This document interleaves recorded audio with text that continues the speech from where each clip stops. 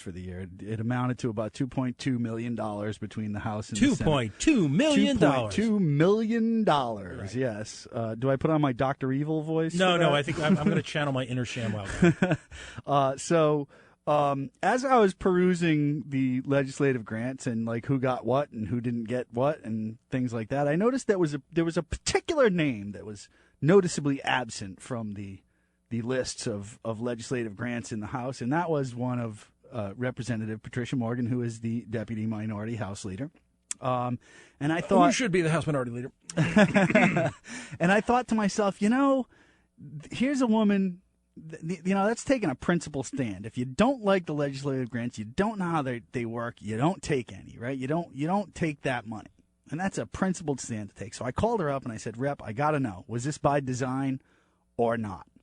And she regaled me with a story that I thought our listeners would really appreciate. Another one of the 1,000 stories in the Naked City called Providence. Joining us right now on the phone is Deputy House Minority Leader Patricia Morgan.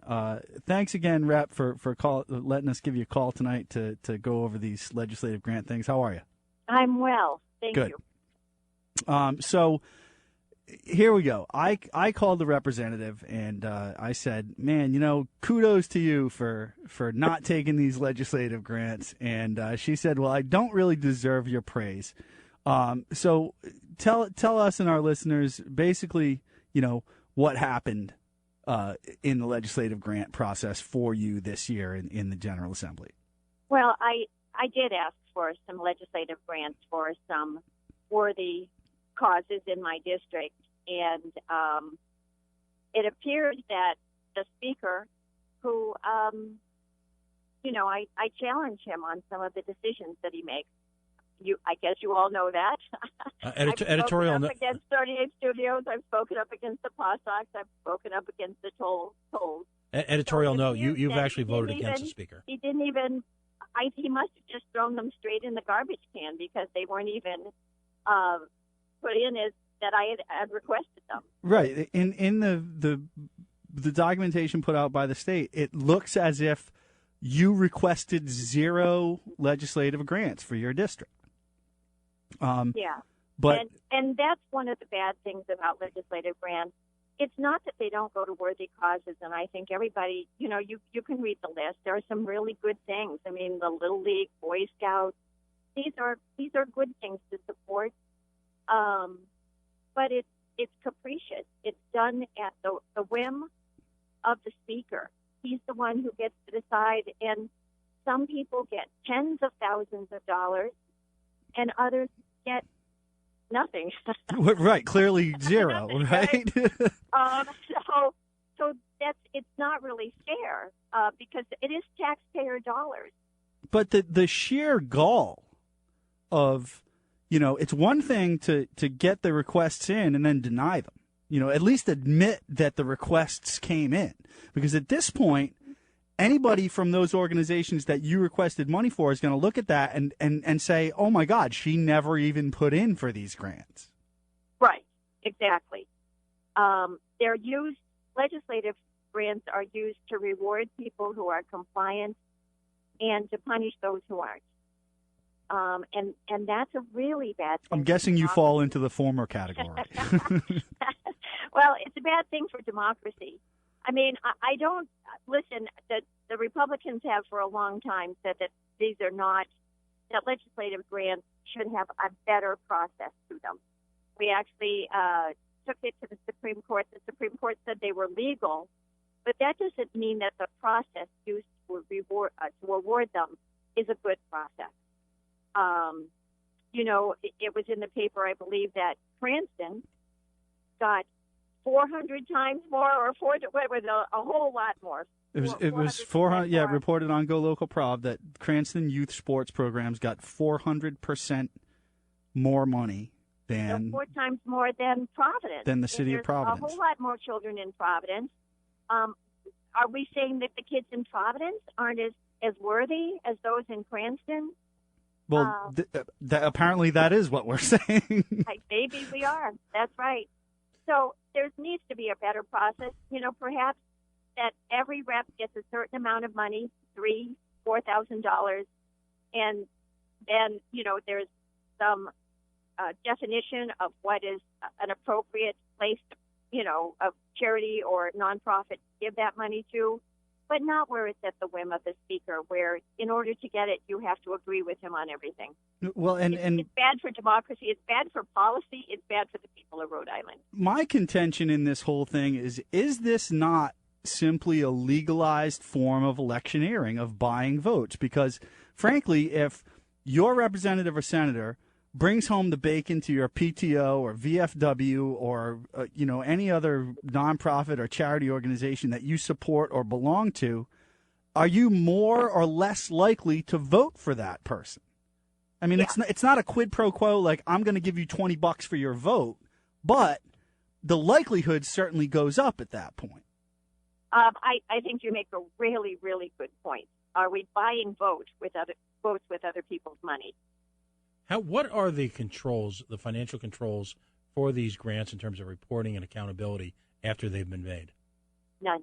So the charity or the nonprofit that gets the money does have to account for its spending. So they must write a report, send the receipts in to show how they use the money, so that everybody knows that it's being used for the Boy Scouts or to buy equipment for the Little League. So that part of it, I think, is, it's responsible. But the giving out, I mean, again, it's electioneering. It's buying votes with other people's money. Well, that's not fair. And why is one Little League getting it and another Little League is not? Why is one Cub Scout pack getting it but another one is not? Why are the kids in Cranston getting more than the kids in Providence? It's just too whimsical, or you get it. I mean, we actually have, and let me just follow up with my question with another. Has there actually ever been an audit, to your knowledge, of the expenditures made by these independent groups? And part two, post-Gordon Fox, aren't we all aware that those books can be pretty easily cooked? Answer the first one, not to my knowledge. Have audits been done? Secondly, what was it? Why are we still doing it? Because books can be cooked? No. Yeah. I mean, ultimately, you're giving money to non-governmental agencies who have some level of reporting back and some level of reporting as a 501c3 potentially. And yet I'm not aware of any requirement that these organizations be 501c3s of any type. I mean, to me, one of the more... I honestly believe that, when you give it to a nonprofit, a Little League or something, that they're probably using the money for the kids. I do. I mean, some of these went to fire departments. Some of these went to tenants associations. I mean, RISD got $5,000. I mean, Pat, your daughter's about, Yeah, I mean, it begs the answer. I mean, one went to a hockey alumnus association. I can't imagine that maybe I'm wrong. They could be a 501c3. Well, and you'll remember, what was it, the International Sports, the thing down at URI, right, which turned out to be, they got a legislative grant for what, $500,000, $500,000 or something. Right. So those legislative grants are just, again, if the speaker decides where the money goes, he just can send it there, and the really corrosive thing about it is that we talk about earmarks in Congress. People will vote for bad bills because they're going to get an earmark, which is the same thing as a legislative grant, if you think about it. Well, the same thing, is that happening in our legislature? Right. That, I need you to vote for this bill, but I think it's a bad bill, but I'll give you a legislative grant to do it. But the one difference is if it goes through directly from state government through the state budget, then you're at least observing the spirit of a constitutional process where the state legislature appropriates, they vote, the governor signs. And therefore your government, at least on a surface value, is operating in the way it should. This is a completely extra legal process that has really no accountability, no responsibility, no controls. It is nothing but electioneering. I'll use a stronger word. In a number of cases, it's out-and-out bribery. And you're giving money with the expectation that there's not going to be the attendant publicity, that there isn't some sort of quid pro quo? I mean, we all saw through Gordon Fox, who, in just a campaign beforehand, and as other hosts are like to remind people, the governor of this state walked alongside Gordon Fox and went door to door and scoffed at the very notion that anything he could be doing was underhanded. Yet anyone who was politically wired knew that, that couldn't be further from the truth than this little cesspool we call the General Assembly. So as a result, the whole thing just reeks to high heaven. And while it may be, quote unquote, legal and it may be constitutional, it is wrong. So there needs to be a better process. It needs to be more even-handed. Well, and I would challenge the fact that it's quote constitutional, because when the state starts, the state on behalf of the state starts doling out money to religious organizations. I mean, imagine the uproar from the left if a $3,000 grant went from the state legislature to some pro-life group. Or vice versa, the outrage from the right if somehow a pro-choice group got a legislative grant.